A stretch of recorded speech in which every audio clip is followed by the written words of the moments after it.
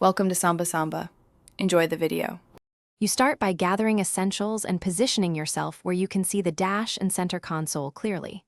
Once done, remove loose items and open the glove box and center storage. You want unobstructed access.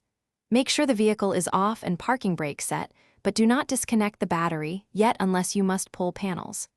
You'll look for factory infotainment units, aftermarket head units, or small black boxes in obvious hiding spots. That tells you whether a GPS module is present. Now you'll remove trim panels methodically, starting around the head unit and under the dash. Use a pry tool to avoid damage. Once panels are off, trace the antenna cable, a thin coaxial wire from the roof or windshield to a module. That's often the GPS antenna. Check behind the stereo, under the passenger dash, and near the OBD-ROMAN2 connector for small black boxes labeled GPS or AGS.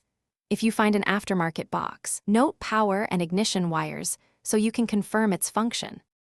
Finally, confirm any suspect module by applying accessory power and observing LED indicators or testing for 12V on the power pin.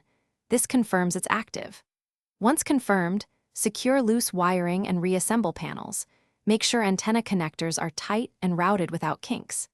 If you have an OBD-ROMAN2 Bluetooth or scanner, scan for NME data or GPS-related PIDs to verify satellite lock. If you can't find or activate GPS, check the roof and